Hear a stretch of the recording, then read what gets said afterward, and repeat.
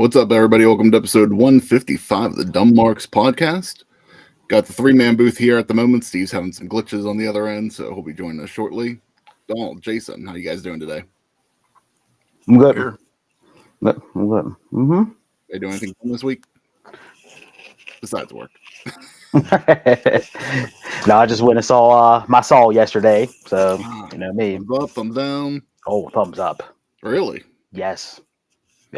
Even though it was Saw 10, this had a really good story to it. So, thumbs up, two thumbs up. As for a Saw movie, definitely 2 thumbs up. Probably one of the better Saw movies I ever seen. Nice. Yeah. I think the last one was 3D7. That was 7. Yeah. I haven't seen that on. That was bad. So. Yeah, that was bad. Yeah, but this one was good. It made the traps feel secondary. That's how good the story was. More Jigsaw was the last one I saw. Mm-hmm. Yeah. Jigsaw was one, right? Mm-hmm. Yeah, Jigsaw was number 9 or 8. Okay. Mm-hmm. So, rumor is this is the last one. Without spoiling it, do you think this is the last one, or will there be more? Do you think they'll do more? Nah, this possibly could be it. Okay. Mm-hmm. Saw X, Fast and Furious 2. Right. Mm-hmm. I don't know if they're on any platforms like to go back and watch them. Like some. I haven't come across them. Yeah, I haven't either. And again, I'm not searching, but normally it would stick out if I seen it. Yeah. Like at some point, I feel like I've committed already to the series. I need to like go back and watch all of them. Why not? You know. And look at this guy. You know, coming in, needs his own entrance. You know, that's a special moment. I mean, if you know, if this is the SmackDown universe and the people listening are a SmackDown audience, you know, I got to come in with an LA Knight pop, right? Like I'm the guy coming in to clean everything up and save the show. So that's what I'm doing. I'm here. I'm live. Gentlemen, how we living? How we feeling? Everybody good this morning? We're good. Donald saw 10 yesterday, so we're talking about that. There's Luigi Primo. Do right? that pass. Taquan, I told you that watch ain't an Apple Watch. It's a watch shaped like an apple. So don't be fooled. Pro's not out there giving out prizes like that on the show. I thought the Twitterverse was going to shut down last night when I saw Dave congratulate Taquan in a tweet. I'm like, what the hell is going on? I had to immediately get in there and stir the pot right back up. I'm like, no, we're not having this feud die off. Come to an end, Survivor Series. Come to an end. No, we'll keep that going. Absolutely not. Oh man, we're here. We'll watch shows open that doesn't tell time, then he'll be like, well, start it all over again. That's right. It's like one of those Nintendo game watches back in the day that worked for about 7 seconds, and then you couldn't move Mario anymore. Wow. That reference is so old. I don't even remember that reference. I remember that. Yeah, I was hyped when I got that on Christmas Eve. Like, snap! Or like the little Transformer watch too. You remember? He jumped over one mushroom and got stuck, and that was it. Watch is dead. Never worked again. The biggest racket ever. That's that 1980s tech, baby. That's right. That's right. We're live as usual. Back at it again. Your favorite Saturday brunch bunch. A hell of a lot to get into today. 2 pay-per-views to break down, predictions, match of the night, etc., etc. You know how we do. We rock it with Mount Rushmore and Jabroni of the week each and every single week. So we will get into that as we go through these cards, depending on where these gentlemen fell at in that aspect for this week in pro wrestling. So yeah, that's it. We're here. Big deal. Long week. Super long week. Very long month. I'm glad it's over. I got my ass kicked in work this month. Yeah, my birthday was last week. Long month. Crazy.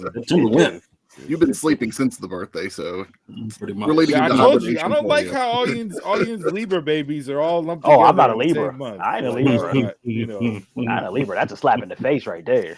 You caught the tail end of whatever horoscope is before Libra. I don't even know. So I don't pay attention to it. But you can't. You're a Libra. September Libra. I'm not a Libra. I'm a Virgo. I rip you down and then I help you back up. No. Is that how you sign off all your prison pen pal letters? I rip you down and I tell you back up. Yep. I tell you done wrong, and then I help you out. Sound like a true probation officer. Look at you. Guys, unbelievable. Like Donald over there. Unbelievable. While my computer was restarting, I had College Game Day on, and Pat McAfee's running a fan kicking contest on game day, and each week that a fan misses, he adds more money to the pot.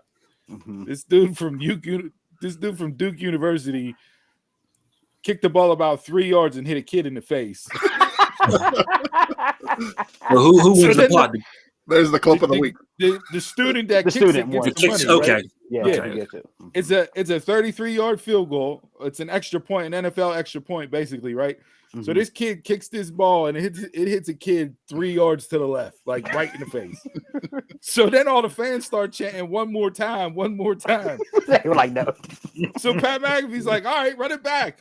So Herbie's like, let's add some more money to it. So they're like 200,000, 500,000. Pat McAfee was like, I will give you $1 million if you make this kick. So the kid lines up again, shanks it all the way left. It may have went 7 yards. And it's the best thing on TV on Saturday mornings. It's great because Pat McAfee just rips into these people. It would have been even better if he would have hit the kid again. Oh, tremendous. That would have been made for TV. And they say kickers have the easiest job. That's why he's doing it. He's like, oh, all these people are on Twitter. Let's get you out here and make a field goal. Tremendous stuff. So, all right, we're here. We're at it. Big weekend. No Mercy. WrestleDream.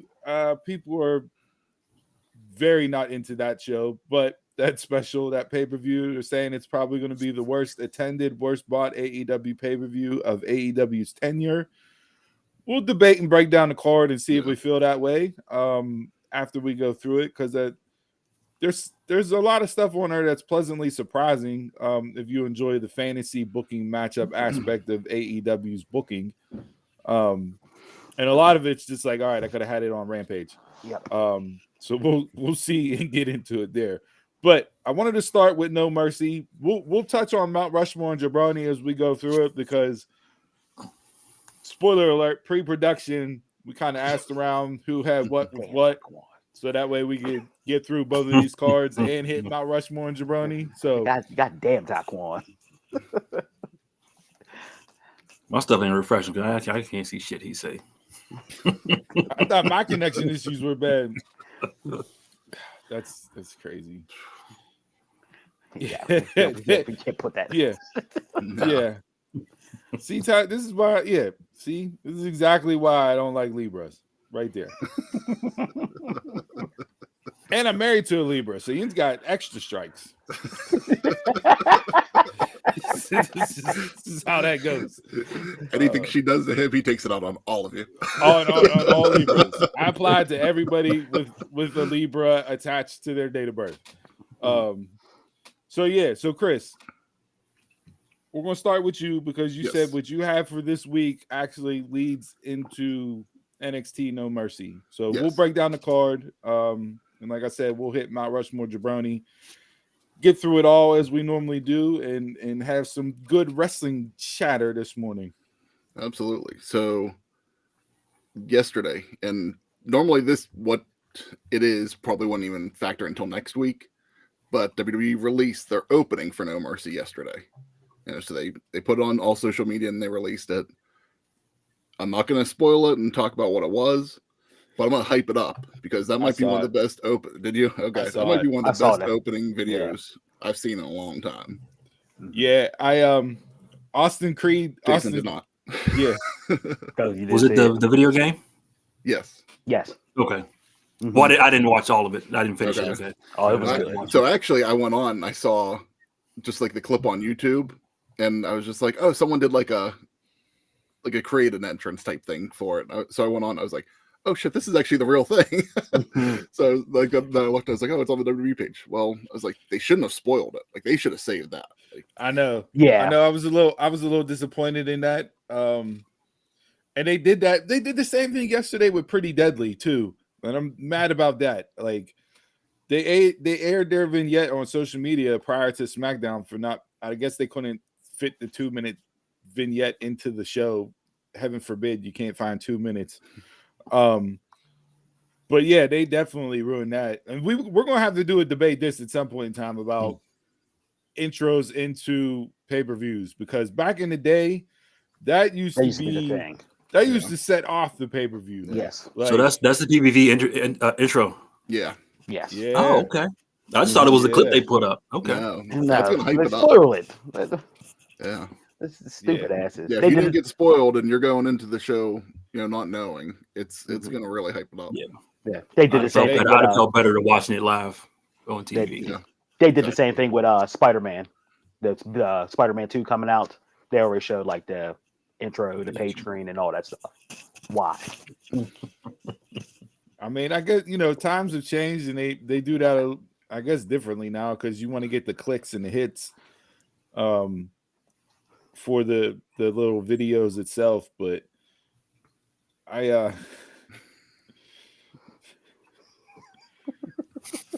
this guy still wins an Apple Watch and chooses violence the next morning. It's unbelievable. Don't give Taquan gifts.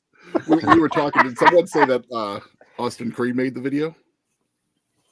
No, he didn't make the video. He retweeted it. Okay, That's where okay, I that's how you caught it saw on it. my Okay, feed. gotcha. He retweeted it and said, "Whoever made this needs to get like a 10 times raise, because Yeah. this is the best thing I've ever seen." Yeah. And I was like, all right, if he's hyping it up, and then I watched it, and I'm like, that's one of the best pay-per-view intros that I've watched in a really long time, and definitely got me hyped, because there's not a whole lot on this card that has me hyped, as we're about to get into. So yeah. So that was your Mount Rushmore this week? That was my Mount Rushmore this week. Okay. All right. AEW is second, so I'll talk about what my AEW one was, but we'll get into that Yeah. later. All right. So now that we spoiled the intro for you guys, actually stay off all social media, YouTube, wherever you can watch videos, and just wait till you get on Peacock Live later. Okay. Don't do it. Like you'll enjoy the moment Never so works. much better. Yeah, never works. All right, so let's get into it. Let's break down this card, because, like I said, not a whole lot that I'm super excited for. We can, talk through it and get your guys' opinions on it. I think this is like a one match show, in my opinion, but I can be persuaded based on your conviction, how you guys feel. So let's get into it. All right, we got 7 matches, 6 main card, 1 pre-show right now. So we'll see if that changes at all tonight, but usually Nice. NXT pretty much Nice does little that. lineup. Yeah. So we'll go into the pre-show. Blair Davenport versus Kaylani Jordan. I have no opinion on this. Don't really care. I mean, we'll see if Kaylani can continue what she's been doing, as far as having I don't know how I want to describe it. She's put out better work than you think she would at this point. Right? Like when she's been in the ring, she's been, I don't want to say she's over delivered, because you're not blown away by her, but yeah, she has, you see it. She has stepped up, and you can see hang. the flashes, and once she gets it, hopefully she's gonna get it and become a star. This is a good matchup for her. Blair's rock solid. So I think from a in-ring standpoint, they'll put on a decent match. Don't know how much time you'll give them. I don't think you want to go too long to maybe expose Kalani for how green she is, but Blair's a good step up and see what she can do to handling her in the ring, and we'll see. I got Blair winning though. Yeah. The I mean, they Blair must have a winning. high ceiling for if they put on a pre-show already. So Already. yeah.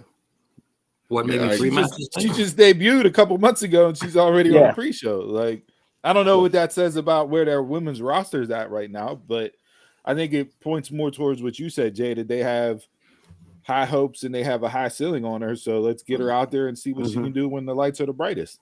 It's kind of rare. NXT doesn't always do a pre-show match. So, for them doing that, maybe it's testing. Maybe it is just testing her out, seeing how she can go. Yeah, Blair's a good person to do that with. Yeah. New company. We want some more of this. Yeah. So yeah, I'm going Blair as well. But I mean, see, you were talking about the length of the match. Usually the pre-show matches don't really even go past 10 minutes. So I can see. I wouldn't even have them go 10. I wouldn't. Like, I think you're 6 to 7 sweet spot. Yeah. I mean, that's the goal I try to aim for, but that don't always work out.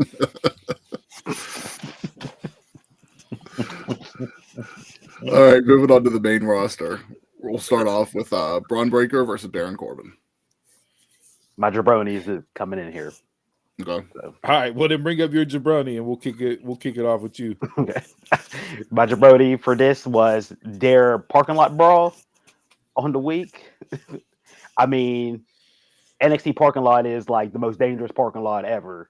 And except when Jay Cargill walks across it, then everybody moves out of the way. I mean, you have Braun damn near spearing the door, him getting choke slammed on the car. Man, they no sold everything out in that park in the parking lot. Terrible. I loved it. I mean, I didn't mind it, man, but you can't no sell like a car. It's just like, oh yeah, they get a little dizzy and they just threw it right up and continue to brawl. Did Rikishi run one of them down yet? See, I think the problem is we oversold the car.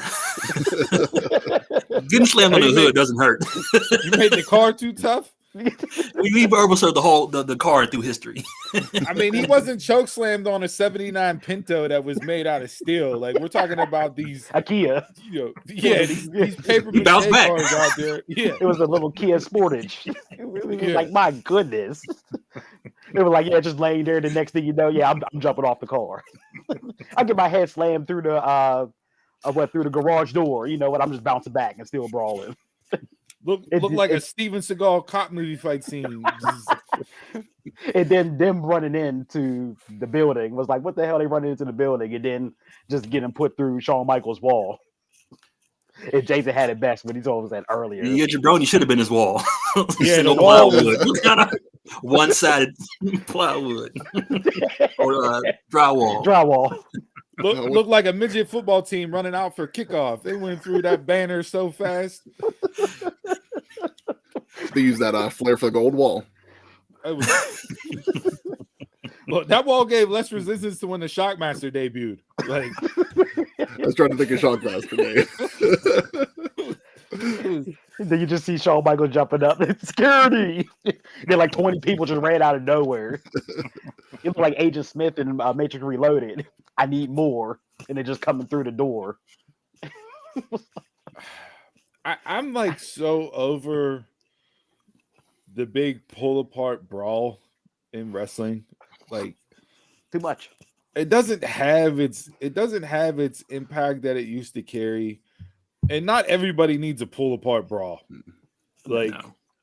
You know what I mean? We got to tailor that down. You're just throwing pull apart brawls out there for anybody. Like Oprah giving away cars.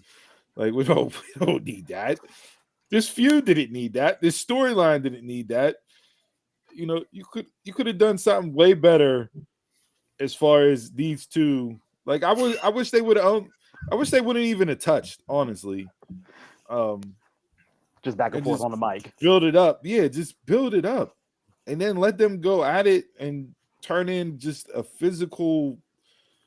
Holy shit, did you see how hard hitting that match was? Because they didn't come to blows at all in the build up prior to. Like, I feel like we saw the match in the brawl itself. Yeah. The only thing we missed was a spear and a 3 count. Like, that's it. Might be what you get tonight. Yeah, maybe just bell ring, spear, 3 count.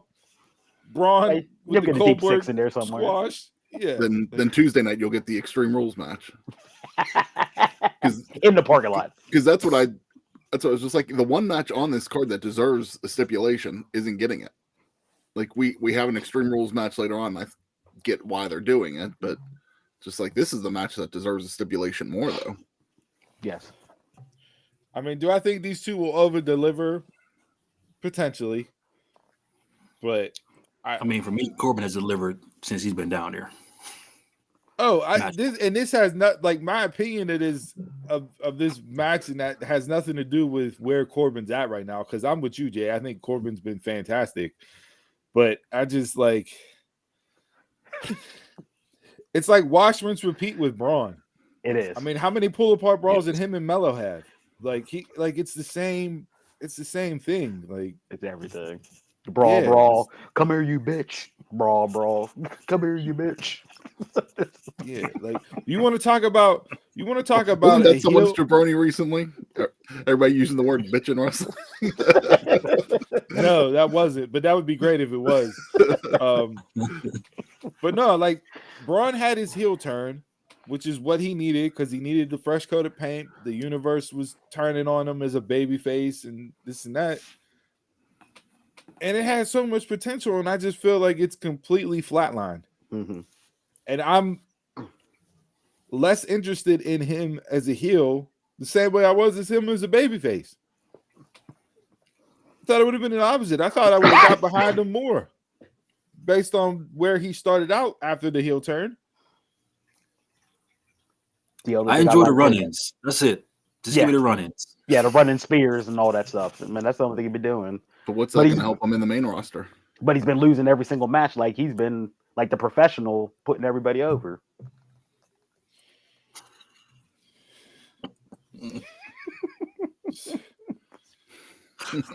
I wonder how many people are going to get the John B reference. If y'all are knocking my Nintendo reference, They're not I expect that from Dave. See, look, Taquan, he gets a watch. Now he's stealing Dave's jokes. These guys are becoming best friends over here. You gave me a watch. Did we just become best friends? Dave is in his ear like gorilla. Say this. Type this. You want to go do podcasting in my basement? Yep.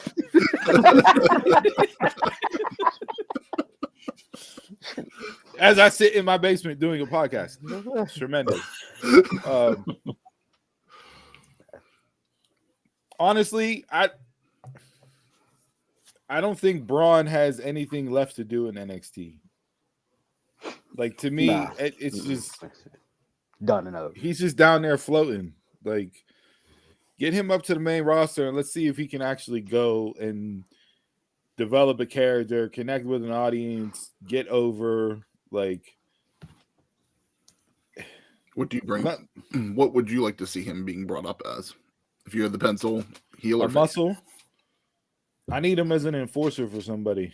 Okay. Probably get hooked and up.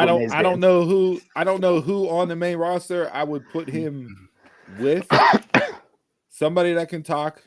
They don't got to be a great talker, but somebody that can talk. Because he's Braun, so it's very repetitious with his cadence and sound, and he's clearly a Steiner. You can hear it through him. Like, but yeah, let him come up and be a muscle. Have him just come up and be a hitman for hire. Honestly, that would be good. I don't think anybody needs him now. That's Miz. Right now, no, nobody needs him right now. No. But if you just have him come up and just be a hitman for hire, like what they kind of tease with Jonah, Bronson Reed. How like they kind of teased that initially when he first came back, where he was just splashing people on the outside. Just have Braun come out there for hits. Like when you did that, when you said that, the first person I thought of was Ziggler and Ali. It's muscle for those guys. Yeah, because they're like the smaller guys who can talk, but can't do that now. Yeah, no. This probably doesn't fit the mold exactly, but like, if you were to have like Johnny Gargano as a heel, like that's the type of like. Gargano's a bad example, but I can't think of anybody else right now that it would kind of work. Yeah, but kind of like playing like the role that Dexter was doing. He was kind of like their muscle a bit. Yeah, or like how like Jay brought up Ziggler, like Big E with Ziggler when Big E first got called up. You know what I mean? Like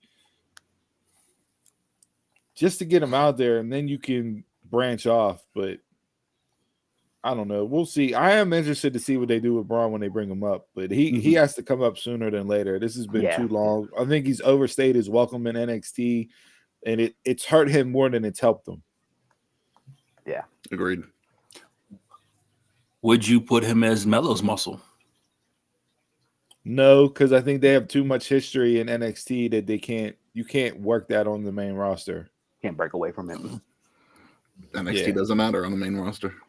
No, that's that. I mean, that's different. This is like that's fresh. You know what I mean? Mm-hmm. Like that was still, within the past year of them two having the feud and everything else. Like you can't just throw them up there and act like, oh, I'm your heater now.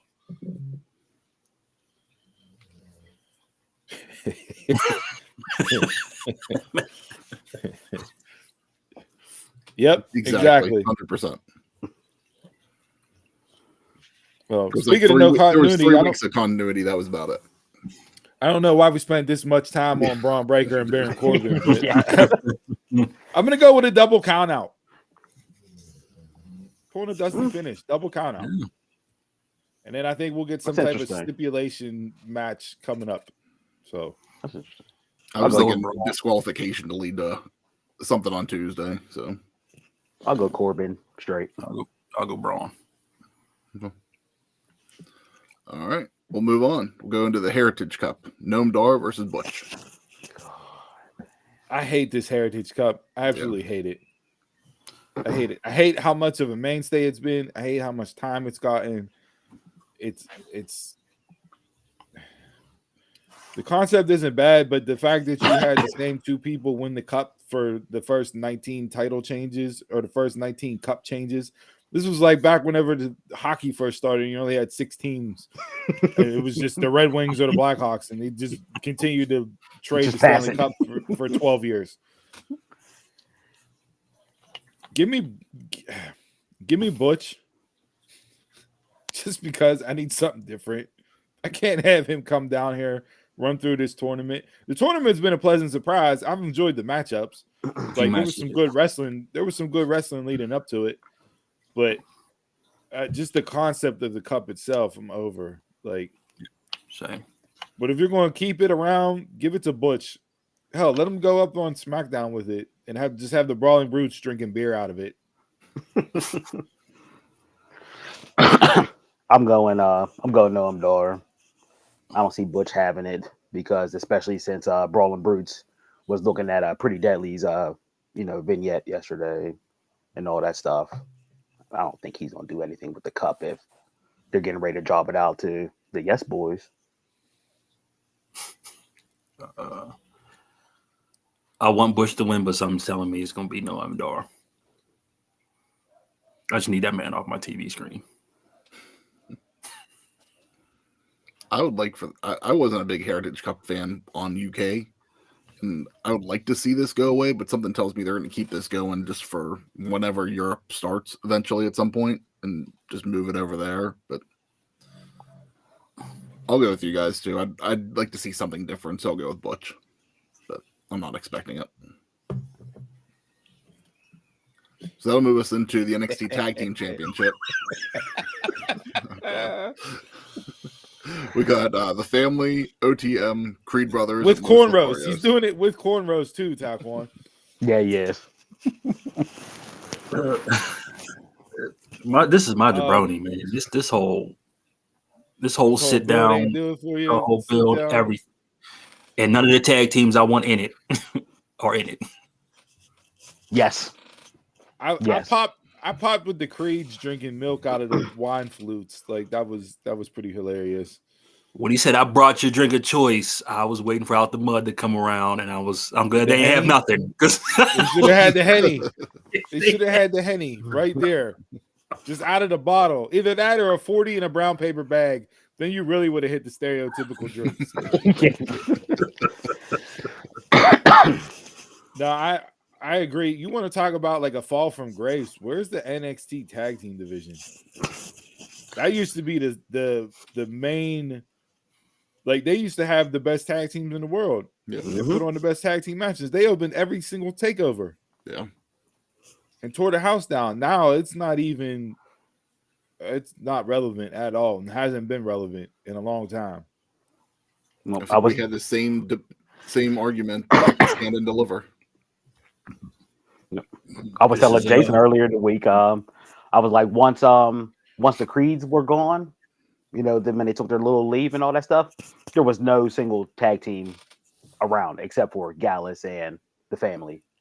But as soon as the Creeds come back, that first episode, you see everybody come back. You see all Inoue and Blade come back. It's all Hank and Tank come back. Los Lotharios just come back. It was like, okay, so what? They took a month and a half off too? It was like, no. I can care less who wins this match. Same. It doesn't even. That's the problem. You haven't given time to invest in anybody. So why care about this match? I'm liking the people who aren't in this match. I'm liking Hank and Tank. I'm liking Malik and Inoue. You're giving me Out the Mud in the Creeds, who I'm tired of right now. The Creeds overplayed. They're welcome with me. That's a shame for how talented they are. That they just can't do anything with them. I got the family retaining. I don't see them dropping it. Shame. Whoever's winning going to win 1-on-1 or 2-on-2. Yeah, it doesn't matter. This is their first title defense on the PLE or pay-per-view, whatever it is. They're nothing to me either. Just entertainment. Apparently, they're not the entertainment either because you're just sitting there all disheveled. Like, well, that's the only thing they do is just talk. I don't see him in the ring ever. What champ are you? Roman Reigns. Don't do that to Roman. Don't do that to Roman. The disrespect. Come to my side. Taekwon, that's a great comment, but I can't put that up. I'm not clicking that button. Yeah. Donald or Jason can put that comment up. I ain't putting that up. You're hoping for OTM for the laughs. That's all we need is OTM winning the championship, and they have a championship celebration, and it's a cookout in the park. We don't need that. Don't do that. Don't do What's that. next? What's next? All right, Donald, maybe this will perk you up a little bit. North American Championship. Dom versus Trick Williams. Mount Rushmore. All right, so let's get into it because this was my Mount Rushmore all week, and then I kind of bumped it because I figured somebody else was going to have it, so I need to come with something different. But I really enjoyed what they did Tuesday night, the whole storyline with Trick. Yes, very much. If you want to know how to build somebody up within one episode, this is the way you do it. And if you listen to Shawn Michaels on his press conference yesterday, or whatever the hell they're calling it nowadays, media call. Their media call, but he said, we weren't notified that Ali was getting released prior to him getting released. So they literally had a week, less than a week to come up with something. And I thought what they came up with was for having the shittiest of shitty situations by having this title match be bumped because a guy got released and everybody knows he's released, to turn it around in one night and make me not even think about the guy who got released. Mm-hmm. Kudos to you.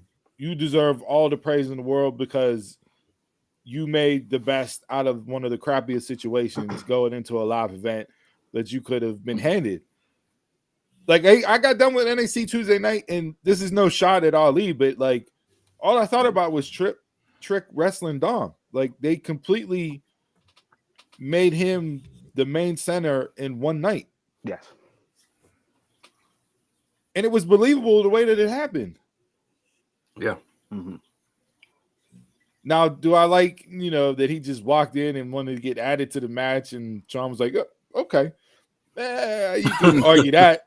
Everybody, you do this shit together right away, so you might as well. Hey, like the more the merrier. So everybody do that. I mean, everybody point to the WrestleMania sign and got a match. So why not walk into the office and get a match?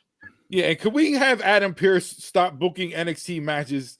You're not the NXT matchmaker. People just can't walk into Adam Pearce's office on Monday night and request NXT title shots.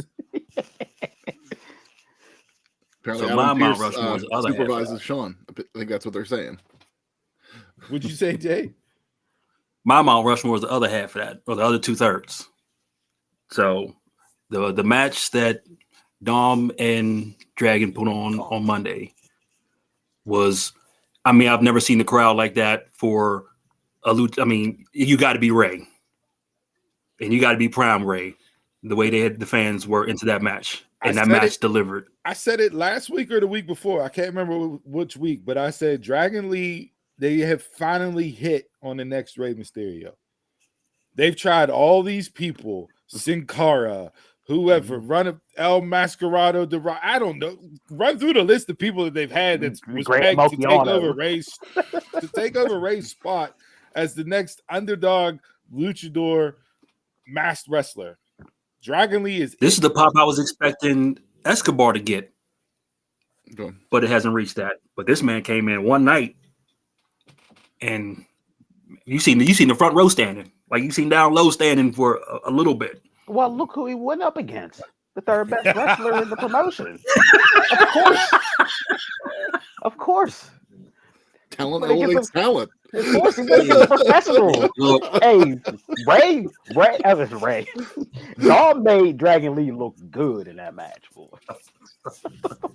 Donald's hands down his best bet so far. Donald's out here saying he wants Dom to cut the Macho Man cream rises to the crop promo next week and take all the credit.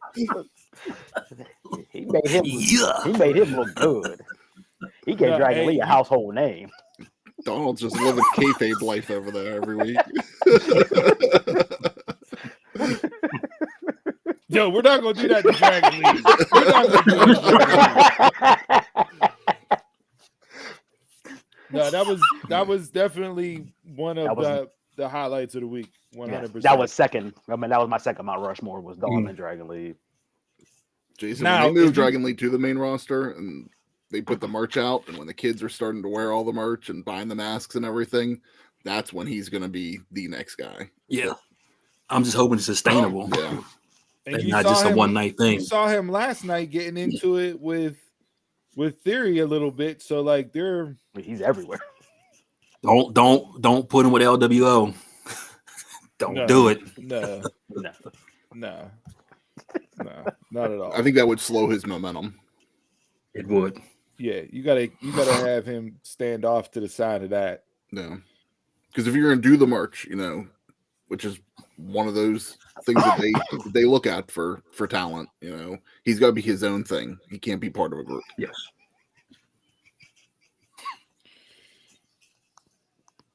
I think Dom in ring wise, I know Chris, you're just never gonna be a fan. But if you look at this run when he's in the ring and has been asked to go, he's delivered in the ring. So I am curious to see how he carries that momentum over from Monday night and what type of match him and Trick have, because it's a completely different dynamic. Yeah, it is. Mm. So Trick is the bigger. These are two greener guys. Yeah, Dom is going to he's the veteran here. So yeah, and you don't have like the typical like size difference where you can play the heel can play the, you know what I mean? Mm-hmm. The babyface underdog who's the smaller guy overcoming the bigger stature heel. Mm-hmm. Like you can't work that type of match based on how Trick looks. Mm-hmm. Yeah. So I am going to be curious to see how they work the match itself. But if you want to go from building a guy, getting him over, and then rocket strap on his back, have Trick win the belt tonight. Mm-hmm. I think he will. Yeah. It'll be a perfect time. The belt? Does Dom need the belt? No. It's perfect time to get the belt off of him. It is. But is it with Judgment Day all having belts? Is it really the perfect time to take it off them? It'd be starting to. Yeah, it is, and I say where it starts to crack. Right. You've already seen the dissension and everything else. Monday night was a real good, Rhea's not there, and they're just all falling apart. Finn's following JD. JD's bringing chairs. Priest is screaming at everybody. Dom's just standing in the aisle. Which way do I go? Which way do I go? Like, you have no idea. So, like, him losing the belt and not having mommy there, like, can you imagine the vignette or the promo or the backstage segment when they show pan to Rhea and just the look of disappointment, and Dom is just over there all curled up in the corner because mommy's mad at him because he lost the belt and she wasn't there? Is she definitely going to be off tonight? I don't see her coming back tonight. And if she does come back tonight, because I don't know why she was off Monday. I know they said that she was off, but they're still they wrote off they're playing Jacks. Yeah, that's what they're playing up. That's why I said I don't think you bring her back tonight because no, you should. Doesn't make sense. It doesn't. The bigger stories on Raw, not on for her showing up in NXT. So that's why I feel like if you want to do the title change, you can do it and play the story of him losing the belt off on Raw. Now, has there been a bigger heel face dynamic than this in a while? Dom and as Trick. far as like NXT, I mean, just like fan wise, because you hear whoop that Trick on the main roster, and Dom is just hated. I think this match out of any match on either pay-per-view is going to be the biggest discrepancy as far as one wrestler being booed and one wrestler being cheered. Like that, I think hands down that wins that contest. And when's the last time you seen that? It's been a while. And they did it in one night. Like Trick had a little bit of momentum behind him, but they did it in one night, and he's going up against the perfect foil because everybody hates Dom. Where are they at tonight? Somewhere in Cali. Somewhere in Cali. So that crowd could be different. Yeah. It's not like a hotbed. But I'm going with Trick. I am. For the surprise. With Trick. Mm-hmm.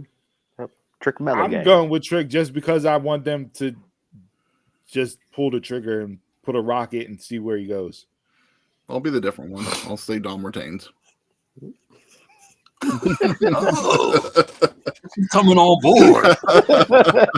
Now, I will say they haven't been advertising him for anything after this. Like whenever he won the title, they were advertising him for a bunch of stuff. Right now, he's not on any promotional materials, but so there's a good chance maybe this is it for him. But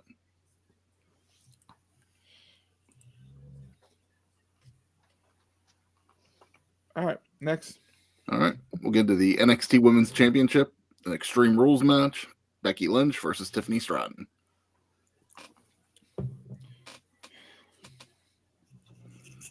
I'm gonna just go out, Becky. I didn't agree with the title change earlier. I still don't, Tiffany. I think the Extreme Rules is here for one reason only. And that's to put the belt on Tiffany again. I don't think that's there for Becky. I don't see how, like... Oh, it makes the whole thing pointless. But I think I'm just trying to think of a way, even though it's an Extreme Rules match, that you can tell the story to make me believe that Tiffany's going to win. And I just can't, I can't come up with anything. I think they've been playing that on social media, that she's no longer daddy's little girl. She's saying that she's now had her evolution. Do you know why the rich daddy girl gimmick stopped? I saw that they said because they didn't have a daddy for her. Yeah. Which I don't understand how that... That's just lazy storytelling from their writers right there. Even if you don't have a wrestler that could step in to play the rich daddy role, hire a freaking actor. You could have had a faceless person just always handing out a card or something. You could have had the faceless person. Yeah, why do you need a daddy on screen? Look, They here said we go. The villain from He said the rich daddy. Inspector Gadget. He said a rich daddy the call. person. Man, Yeah. got somebody on speed dial. Jason stole my other 1980s reference on the show today. Inspector Gadget. We just had Rich Daddy sitting there holding a gold chalice cup and just swooshing wine around. Dr. Claw. And have Tiffany stand there talking to him. And him just handing her, bricks of cash every single We need week. to remember this for future when Steve shits on us for 90s references, and he's done 3 80s references today.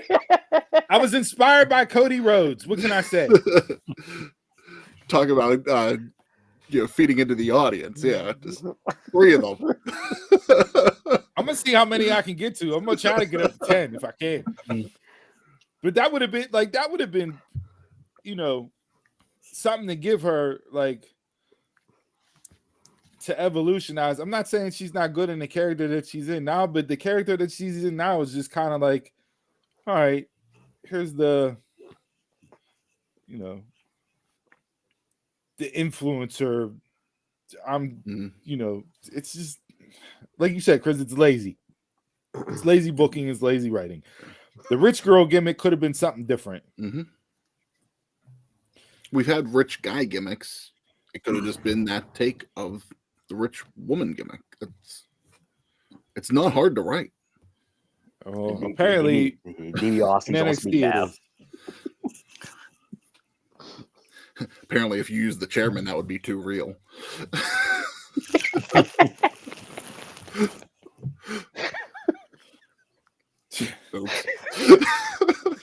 I'm not even touching that. Neither were they, apparently. I got Becky retaining. I feel like there's a little bit more meat on the bone, and whoever beats her needs to come out of this as a star. So, not saying that Tiffany's not worthy of that, but I just feel like where she's at right now and the fact that she lost to Becky, I don't feel like the rub will be what it needs to be for somebody to actually beat Becky for that NXT women's title. So I'm going to go with Becky to retain. And then you just set up Tegan Knox. Don't pull that card. Don't pull the rug from under again. Who? Quando. Come on, that's your girl. Who? No. You turn on people so fast. Quando. I'm going Tiffany. I think this is going to be the next evolution for her. So whatever they want to do with her next, this is the beginning of that. All right, what's next? All right, 1 match left. NXT Championship. Hayes versus Dragunov. I said before we started breaking down this card, this was a 1-match show, and I really feel like this is a 1-match show. Will there be moments out of the matches that we just talked about? Probably. But the only reason why I'm tuning in to watch this is for this match. Mm-hmm. This, to me, I feel like this is Dragunov's moment. So you take Melo, pull him up to the main roster, add him in with the Suit Profits, and let him go off and run in there. And Dragunov, I mean, he was on Corey Graves' After the Bell, and Vic Joseph was like, dude, you don't have a bad match. Right. Never seen you have a bad match. No. How is it possible that every single time you go out there, you literally have match of the night? I don't even want to see what the comment is.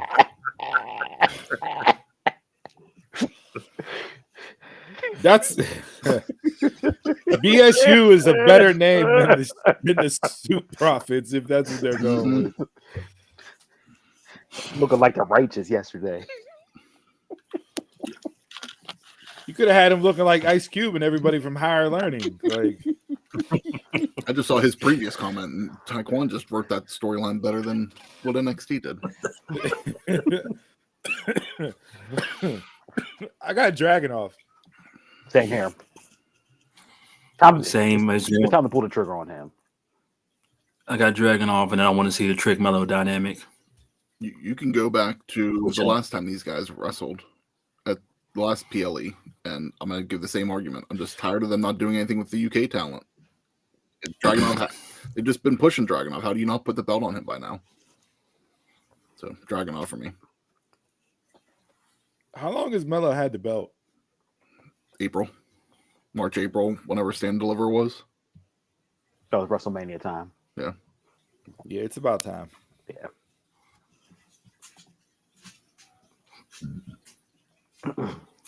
So that's it for No Mercy. Nothing else? That's it. Everybody good? I'm on a major delay right now. They'll kick back in. That's what she said. All right. At least that's a 2000s reference. Let's move on over to AEW's WrestleDream. All right. This one, we got 12 matches, so maybe we can try to get through some of these quick. We got 2 on 0 hour, so let's start it out. 0 hour, Luchasaurus versus Nick Wayne. Don't care. Next. I'm not even Nick predicting Wayne. next. I don't care. Still on 0 hour, World Trios Championship, Acclaim versus TMDK. Don't care. Next. Give me the Acclaimed. Who the hell's TMDK? From New Japan. Okay. Acclaim. They set it up last night on Rampage. And you don't have them on the show? No. They just announced it. They just announced it with a graphic. As long as the Acclaim's in the house, it doesn't matter. All right, first match of the main card. Winner earns a future AEW Tag Team Championship match. Young Bucks, Guns, Lucha Brothers, and Orange Cassidy and Hook. Don't care. Why are the Young Bucks in this? Why are the Young Bucks in this match on Wednesday for a Fatal 4-Way, and then why are the Young Bucks in this match? Didn't Nick Jackson just win a title shot at Phoenix? Yeah. And they're going to win this, so they get both belts. And they're the 6-man title holders. Did you hear I'm going to go with the Guns. Did you hear he allegedly showed up to Wednesday without any ring gear because he didn't think he was going to wrestle? That. And then they had the patch together stuff. Aren't you always supposed to be prepared? I mean, you're an EVP, right? Yeah. Your stuff is always This is the one time I will side with CM Punk. So mark it down, jot it on your calendar, circle it. You there? It's the only time that I will side with CM Punk. If you're an EVP of a wrestling company and you don't bring your ring gear, what are you doing? Every wrestler always says you should always have your gear to be prepared. Yes, because you never know. Card subject to change. You never know what's going to happen. No, but that match, I don't care. That's one of my other jabronis. The overall issue with. I'm gonna go with the Guns. Stuff. I don't care. And the whole Canadian Destroyer spot on Wednesday night in that freaking Fatal 4-Way match, I was ready to kick my TV. All those super kicks and Canadian Destroyers. That's all what spot wrestling is. Super kicks. It really is. Yeah. It is. And everybody loved it. Everybody in the arena loved it.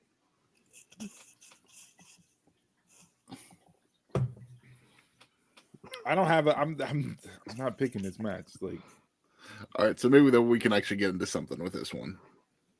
Ricky Starks versus Wheeler Yuta. Nope. Still no. No. I know. No. I mean, this whole card's thrown together, so it's like which that would throw it together. Yeah. You talk bad about me, I talk bad about you. Match. But this is like really, really, really thrown together. This is like, oh shit, we need another 4-minute match. Let's just have these two added on. Like Ricky Starks and Wheeler Yuta do not deserve to just be thrown together in a match with each other. Very true. That's why I'm so mad about it. Like, if you're gonna give me Starks and Yuta, great. I'm here for that match. But actually give me a reason why you're giving me Starks and Yuta, not just your mama, my mama. To me, they're the same person in the same position. Not being used properly. There you go. I'll agree with you on that. Both deserve better. Yes. Now, granted, Starks was in a position where he was doing something, and one kind of got under that, so they're throwing shit together right now. And I'll give them a couple weeks with him. But if they don't, after this, if they don't start putting a program together for him, like for what's up next, Full Gear. Full Gear. You know, it's like if a program's not starting to work now, like I'll give you one pay-per-view as a buffer, but he needs something else at this point. and get Big Bill away from him. No, see, I like Big Bill. I like Big Bill. I don't get this at all. If that was thrown together for no reason. Well, that came out of the suspension manager card gimmick but that's the perfect spot for Big Bill. Like I talked about Braun being a heater for somebody on the main roster. Like that's what Bill could be there for Starks. Because Starks is the talker. Starks can go in the ring, but yet he can still play the slimy heel that has the 7-foot beast behind him. Come in and take cheap shots, and he walks away with victories and acts like he's the greatest wrestler of all time. Sounds familiar. Back in the 90s. Christian Cage. Your TNT champion.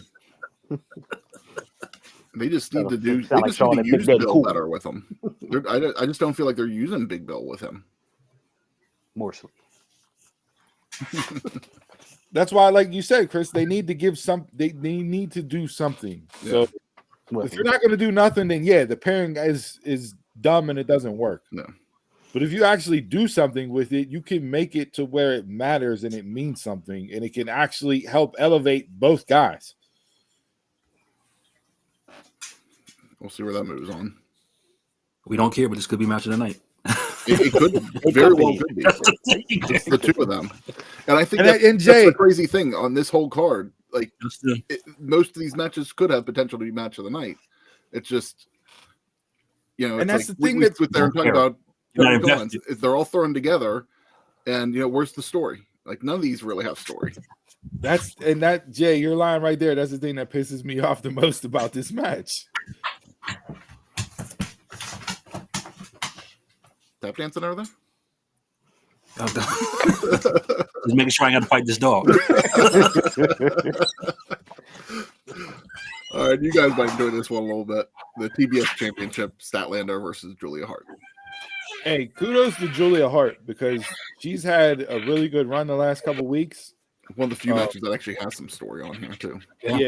Yeah. I'm mad that again we have 12 matches and only one of these are women's. Yep.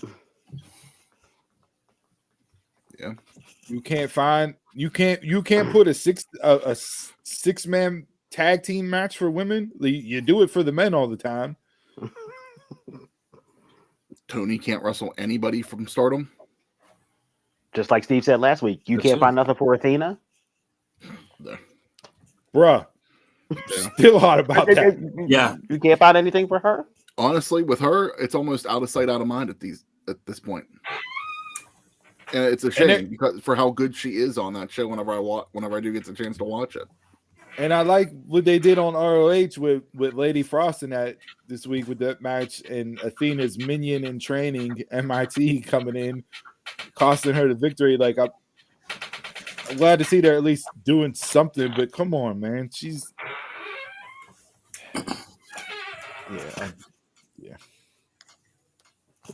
I got Statlander retaining, but I think Julia Hart has hit a gear. Mm-hmm. Yeah. And I hope that after this match happens that they just don't stop with her. Like they do everybody else. And they will. Like you beat Willow, who is the New Japan Strong Women's Champion.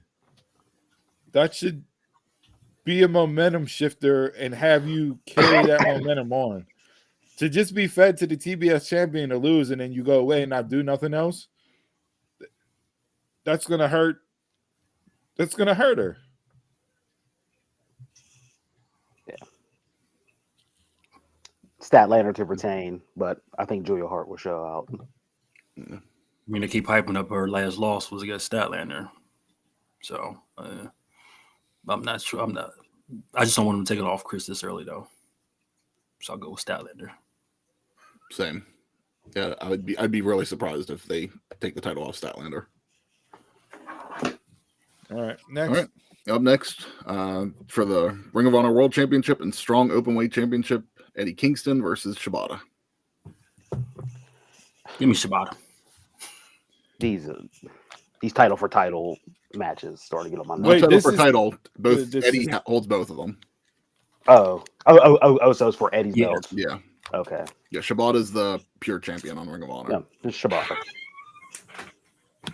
Wait, is Eddie defending both the ROH and Strong in this match, or is it just both guys have belts and they're wrestling each other? From everything I've seen promoted, it's for both belts. Eddie said then Eddie's winning. Eddie's winning, but I want Shibata to win. Like, I don't see Eddie dropping both belts already. Well, he did come out after that match and say he is really banged up and has a back injury that he's going to have to go get fixed at some point. So would I be surprised based off of his own words? Like, if it was a report, I would be hesitant, but it was Eddie actually posting it and talking about it. So it, would it make sense? No, because Shibata already has a belt, but at the same time, become Ultimo Dragon with all 3 belts. Yeah. I mean, if there's one person that New Japan would drop the belt to, it probably would be Shibata. Right. You would think. Now, you don't know how he ended his time there and how all that played out whenever he left, because allegedly he signed full-time to AEW. Okay. So don't know how that behind the scenes is there. But I mean, it would be a moment for Shibata, but Kingston just had his moment by beating Claudio. So like, you do 2, that's their moments. Like, that just doesn't make sense either. So we'll see. I'll go Kingston. Everybody else won, right? Mm-hmm. Yeah. All right. So another match that has some story. 2 out of 3 falls, TNT Championship, Christian versus Darby Allin. Tired of the story a little bit, but I was gonna say, you may not like the story, but at least they have had story with this. I think I'm just over with seeing Darby in the TNT title picture. Yeah. Mm-hmm. Christian has been great as this faux TNT champion, while Luchasaurus was the actual title holder, and then the just sheer joy and adulation and just triumphant moment that he had when he actually won the belt was great. Like, I love everything Christian's doing right now. I'm keep the belt on Christian, have Darby lose, and get him away from this title. Yep. What else are they going to do with him? I don't know.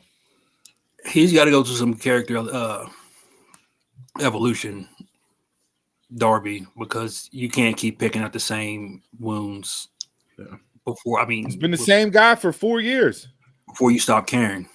You run out the same. They made reference to it. On them. They made reference to it, like they made reference to it. Say, you got your face painted and that stuff, and you threw the water in his face, and did that. That could be a start. I need Christian Cage to come out with half of his face painted, like Darby Allin, with a turtleneck, but have half of the turtleneck painted white as well, with the ribs on it and everything else. Like, you're like whenever you were growing up and you didn't have money for a Halloween costume, so your mom just took your old black sweatsuit and just spray painted bones on it, and you were a skeleton for Halloween. That's how I need Christian Cage to come out in an all black turtleneck with some black jeans and just have spray painted bones on half of it. That's what I need tonight or tomorrow night. That's exactly what I need. And at some point, because Wednesday night, whenever the sit down interview and Christian talking about like Nick's mom, like how he was going to call her up to come to the event. Like, that's the stuff that I need to see, like Christian interacting with her at some point tomorrow night. Like, if he just comes out with Luchasaurus and just works the crowd with her, like, hits on all cylinders. Yeah. But Christian. All right. Up next, we got Hangman Adam Page versus Swerve Strickland. I actually like what they did with this. This is one of the matches that, even though it was a short build, I'm not mad at it. I like Swerve's promo to kick off the feud. I like the contract signing from Wednesday night. Hopefully this kick Hangman in the ass and actually get him to being one guy that's at the top of the card. But at some point, we got to give Swerve a win. Yes. Mm-hmm. because he's a main event talent. Period. Hometown. What's a buckshot to a kill shot? Like, I thought that was fucking great. And for those of you that don't know, that was Swerve's name in Lucha Underground. Kill shot. So, like, yeah, I'm a big Swerve fan. I have been ever since Lucha Underground, and then followed him since. So I need Swerve with a win here. Give me Swerve. And the fact that he stopped Prince Nana from dancing. Yeah, because of I was going to cover that. You son of a bitch. You took away. You know, that's what I wish Jericho would have done with Judas. Just cut it off. And rob the everything crowd, I was going to say. Rob the crowd of that enjoyment. That was up until last night. That was my Mount Rushmore, was Swerve stopping Nana from dancing. Because just what you said, you know, Jericho doing Judas and Mox coming out to Wild Thing. We always talk about, you know, that you're heels, but still playing to the face. And Swerve stopping him from dancing was perfect heel work. Like, that might have been the perfect heel work AEW's done in a long time. And the devastation on Prince Nana's face. He was so sad that he couldn't get his shit off. Like, he was ready for it. Wound himself up like he was good to go. I'm going with Swerve. Same here. Hey, Taquan, you know where I'm going. Cowboy shit.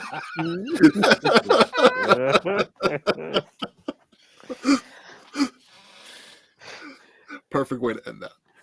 So we're gonna go into the World Tag Team Championship, FTR versus Aussie Open. God damn, how many matches is this card? 12 total. This is my match of the night. For all the reasons, you know why. I'm the biggest FTR stan you'll find. Period. Aussie Open to me is probably the next closest thing you have to an FTR. I don't think each team is capable of having a bad match. And we saw how it was when they first wrestled almost a year ago. Like, I got FTR winning, but this is my match of the night. FTR.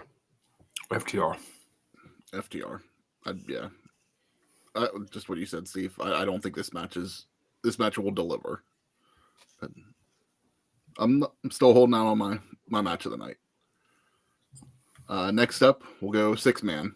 Omega, Ibushi, Jericho versus Takeshita, Guevara, and Ospreay. Don't care.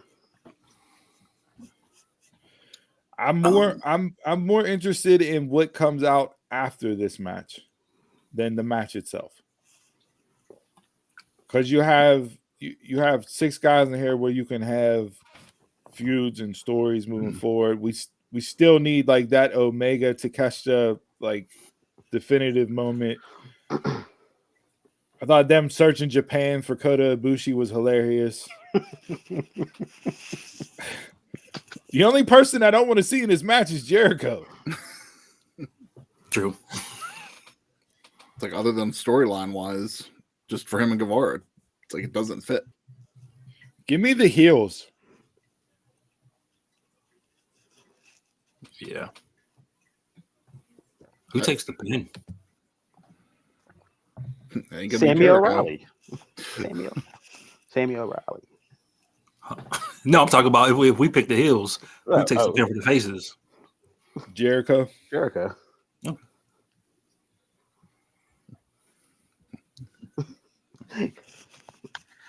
I'd be surprised if the heels don't win on here. Well, I mean, if we're all going heels, you know what's going to happen. Yeah, you about to be surprised. The baby faces are going to win. I just feel like you, Steve, it's not going to end here. So it'll be Jericho hitting a Judas effect on Sammy and him getting the pin. You know, Jericho gets every piece of meat off that bone. I did like the fact that Sammy tweeted out the cardboard cutout of him and Jericho, the La Sex Gods, where they're hugging each other, and he has it standing up in his trash can with a big white trash bag around it, talking about, is it trash day yet? I thought that was hilarious. I didn't see that. Yeah. All right, last match. Bryan Danielson versus Zack Sabre Jr. The most actual WrestleDream match on the score. Yeah, and I know this was going to be everybody's match of the night pick, which is why I went with FTR and Aussie Open, because I know everybody's going to select this as their match of the night. I wanted this at the first Forbidden Door until Danielson got hurt and couldn't wrestle. I don't know why they didn't pull the trigger at the second Forbidden Door, but you had Danielson and Okada. I think this is going to like blow people's minds. I really do. Don't I know you're not a big fan of Zack Sabre Jr., but no. From a technical wrestling standpoint, this is going to harken back to like, in my opinion, this is going to go back to like Malenko and Guerrero and ECW. That's the good right? stuff. You got Bret Hart, Mr. Perfect. I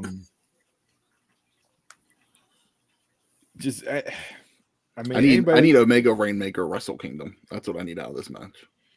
You know, I know people don't like to say his name, but you got like Benoit and Angle. Like this is just going to be wrestling as wrestling should be, and how it was portrayed.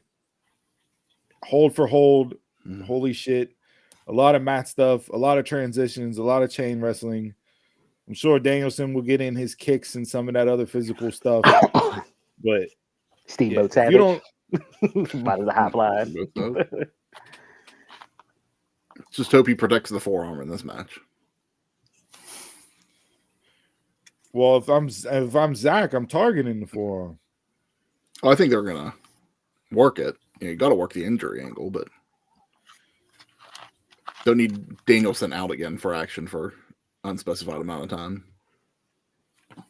Yeah, but I got Danielson.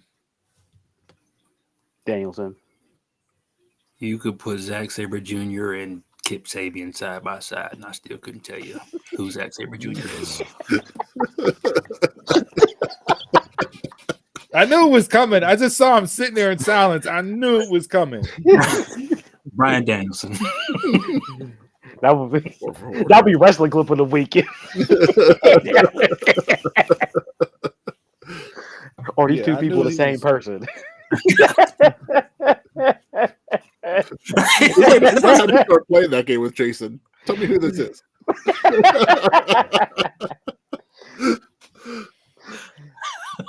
All non-WWE people. Why do you throw in some WWE people just to see if he knows? You didn't throw in some WWE. Throw in some NXT talent that's obscure. Like you see the tweets where it says wrong answer only, but Jason's literally giving wrong answers because he has no idea who the individual is. I'm gonna tell my kids this is. So yeah, that's the card. All right. I gave my match of the night and the reasons why. Who do you got for match of the night with WrestleDream? Swerve and Hangman. Ooh, I like that. I'm going just because. Gotta go with my boy Bryan Danielson and Zack Sabre Jr. Follow up would probably be Ricky Starks and Yuta. And then No Mercy match of the night. I mean, it's pretty straightforward, right? Yeah. Mello and Dragunov, like. You do got the you do got the third best wrestler in all of promotions going out there performing again. But yeah, Mello and Mello Dragunov. All right. Did everybody get off your Mount Rushmores and jabronis? Yeah, I feel like I did. Yeah. My jabroni this week, and I hate it because the match was really good. But why are you having Ruby Soho and Shida wrestle for a title shot against Saraya when you know Ruby is not going to win the damn match? Yep. What do they do, man? Just what they do. Like it makes zero sense. We did, pro. We did. You missed it. You're gonna have to go back and find out the golden ticket moment. If you find the golden ticket moment and tweet at us and let us know what that golden ticket moment is, we'll send you a free Dumb Mark shirt. Well, it won't be free. Taquan's like, that's it. I'll be paying for it. I gotta do this for 52 weeks, and he just Taquan just won an Apple Watch. Not giving him another gift.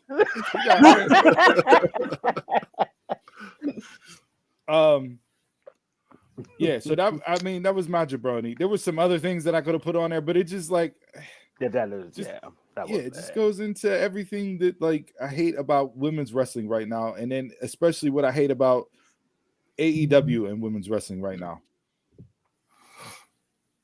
And then my Mount Rushmore this week, we talked about Trick already, which was up there. I really enjoyed Jonathan Gresham and Speedball Mike Bailey, but it got to be Jade. I don't know how you don't have Jade Cargill on your Mount Rushmore this week. Jason. Doing what? I mean, she's generating buzz, but it was literally all that was talked about this week. And the fact that she's been wrestling for what, 3 years? Maybe 4. And she commanded the entire week's conversation in pro wrestling. When she debuts, she can be my Mount Rushmore. Well, they planted to see last night already. And Yeah, I told you she wasn't going to NXT. The storm is coming right out of Michael Cole's mouth. She'll be on the main roster. This raises a question. This character trump wrestling ability. You talked about Chris. You brought up like merch and a talent. Would they look for how they take that into account with the Dragon Lee stuff and everything else? Like Jade is it in every sense of the word. I mean, if you look up the definition for it, it's Jade Cargill. You look up the definition of it factor, it's Bobby Roode. Well, that's a different. But no, I mean, look, she's going to work at the PC, right? I don't think you need to rush her and debut her 2 weeks from now. No. But I wouldn't have her wait off till Royal Rumble either. Like, there's too much buzz to go that long. But, I mean, Bully Ray brought it up on Busted Open, and the comparison, you may scoff at it, but from a global star perspective, what Bully said, I completely agree with 100%. She's going to be China. They're going to turn her into that type of star where she is known across the board by all wrestling fans, non-wrestling fans, old ladies, young kids. Like, everybody is going to know who she is based off of having the machine behind her. I have no doubt in my mind. Now, will she ever reach like 7-time WWE champion and be considered one of the greatest female wrestlers in the world? No, but I don't think she needs to be that in WWE. Nor do I think they want her to be that in WWE. No, if you can make her the female version of Hulk Hogan. I mean, like Dave put on, she's gotten a lot better. If the talent's there, as long as it evolves, she'll get better and the fans will stay behind her. We just got to wait and see what happens with it. Yeah, Dave. Pro. That was a Dom Mysterio match. No, we did. Jason had that as his Mount Rushmore pro, so it was on the show. Yeah, it was on the show. But yeah, I mean, to go all week and just have everybody continuing to talk your name as soon as you sign, have Triple H tweet out personally the signing. When's the last time Triple H has done that? Exactly. I mean, he's done it, but yeah, I mean, not like that. But I think this is also gearing you up for the big pop when she actually makes it. I believe when she actually debuts. I believe she'll be a big star. I believe she'll be a big star. I just need to see. You do the rollout with vignettes like they did for everybody that they wanted to come in with a big name back in the day. We saw Razor Ramon vignettes for how long? You Forever. saw the Y2J countdown for how long? Like you build somebody up through the vignettes and have continue to drop hints here or there. Everybody knows she's there. Everybody knows she's coming. It's just when she's gonna come. Pause. And how she turns out when she's here. That's the most important thing to me, is what the character does when she's on TV. The build up can be great, yeah, but as long as she delivers on TV, cool. Yeah. I don't care how much build up they do on social media for all this. I only care about what she can do once she's here. And the fact that she's embracing it and she's out there pushing it as much as WWE tells me that she wants the pressure. Like, to me, Jade is built for whatever you put in front of her, as far as like, okay, give me all your expectations. I'm going to take them and I'm going to handle it and I'm going to deliver. I mean, you think back to whenever she first stepped in the ring and people just immediately shit all over her because her very first match was on Wednesday night primetime TV. But when she walked out, when she walked out on that stage, you just looked at her and went, "Okay, that's a star." Yeah, it was a presence. It was. What's one of the biggest outside of merch? What's one of the biggest things that they look for in talent? And that's mic work.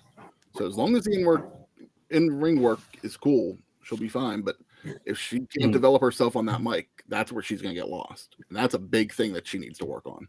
China wasn't a great talker, and she was a top star in the company. She was over than more than 90% of the men at that time during the Attitude Era. She couldn't talk. Yeah, but China was the muscle for two guys that talked on the mic. She didn't need to talk on the mic. If Jade's going to be a standalone, she's going to need to talk on the mic. I don't think she needs to talk like she doesn't need to be the Rock, but she needs to she needs to deliver.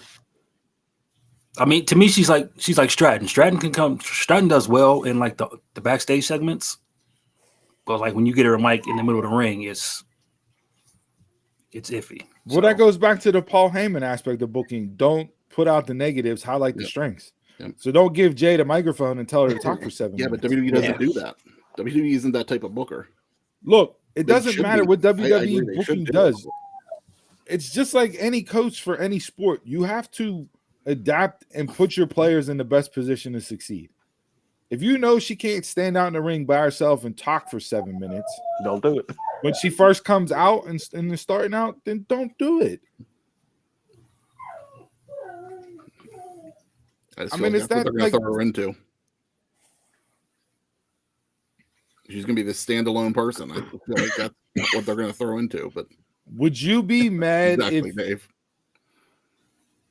Would you be mad if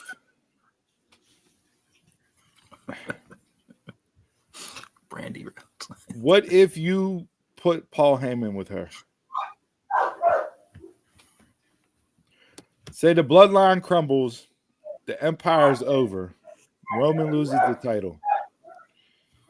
Heyman has never been associated with a female wrestler. Mm-hmm. You want to talk about presence and aura and everything else? Brock Lesnar, Roman Reigns, presence and aura. Jade Cargill, presence and aura. Yeah. Put her with Heyman. He's the only one that could do it. There's nobody else there that could do what he can do for a talent.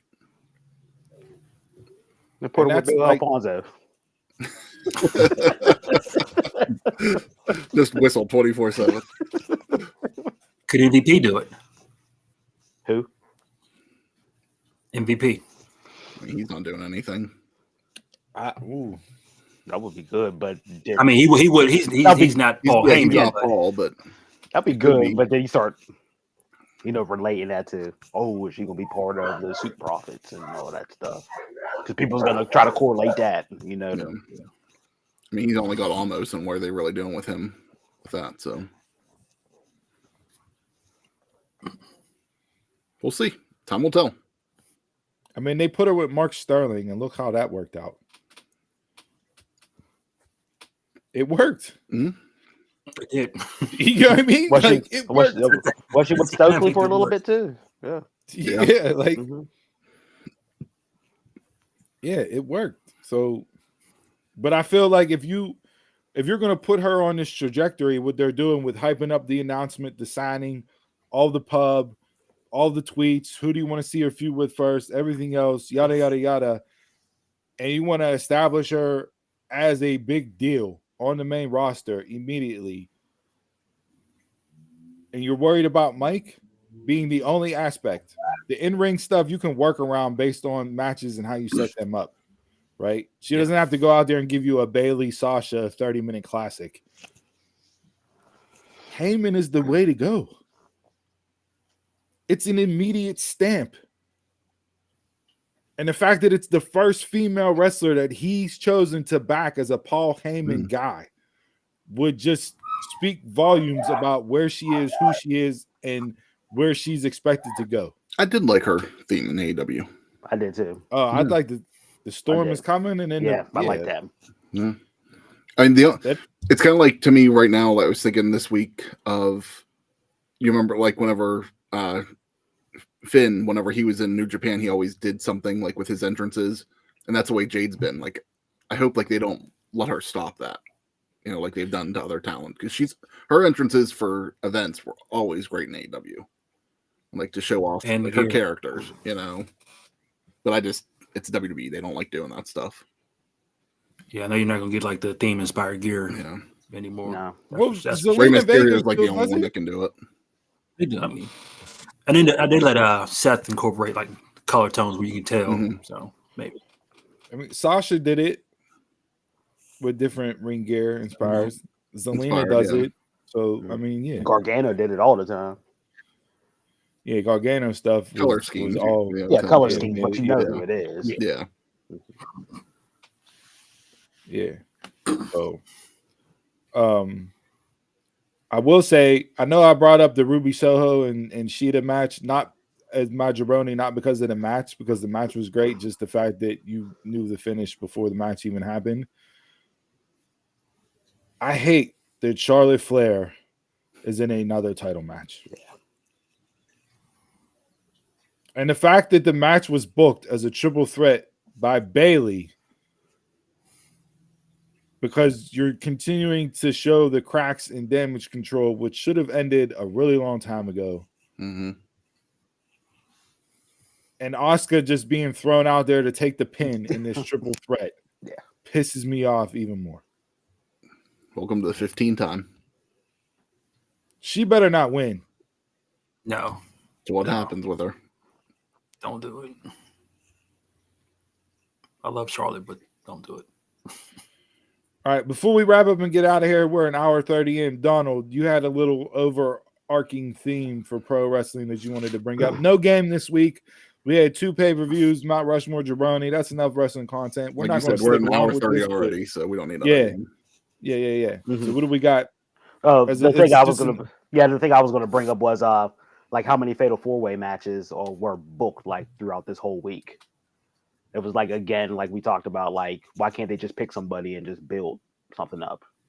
You have the fatal 4-way in NXT. You had how many fatal 4-ways on Dynamite? You had the fatal 4-way on WrestleDream. You had the fatal 4-way on coming up in No Mercy for the tag. Like, how many fatal 4-ways?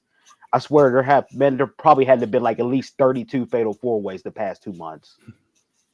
I give AEW the pass on the international title 4-way match, because you had to throw something together there.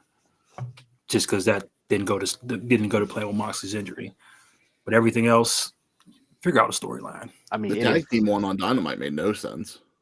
It is too extreme.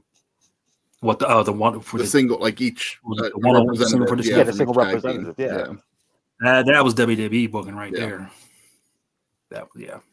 I'm like, all promotions have to stop this.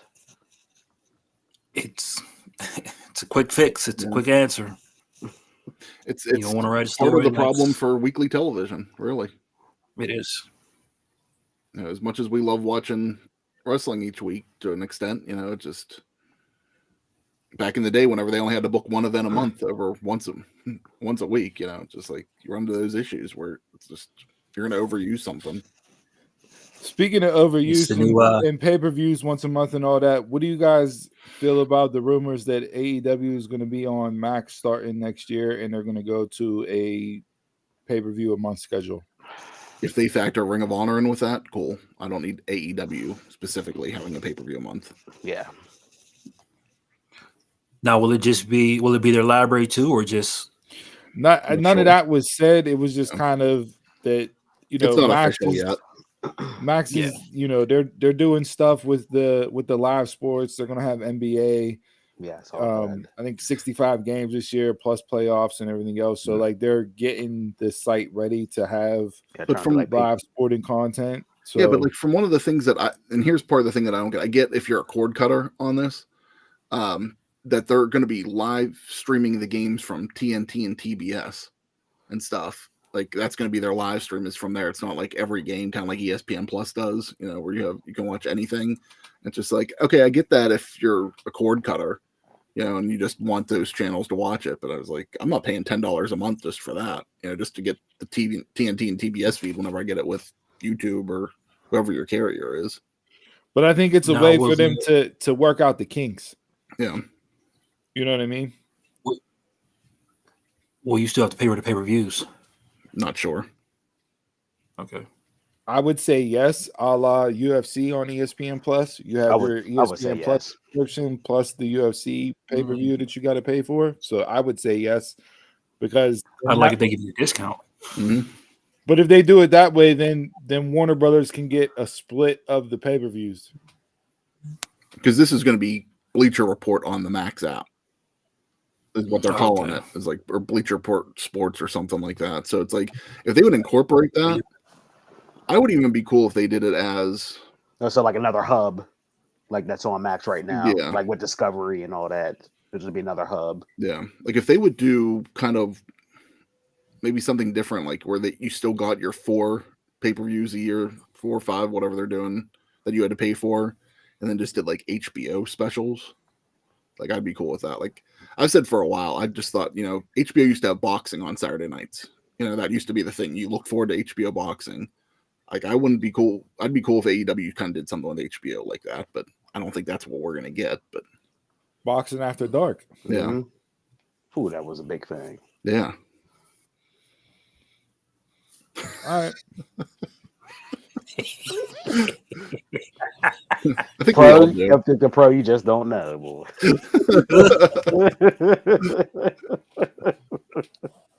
Donald may know all the hubs, but Jason has all the secret menus for those hubs.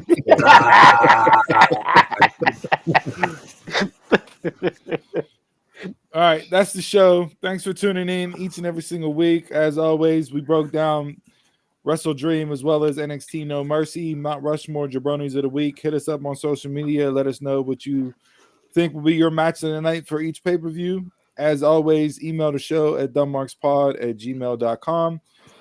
ProWrestlingTees.com/dumbmarkspod. Pick up your Dumbmarks merch. We'll give you a live shout out on air.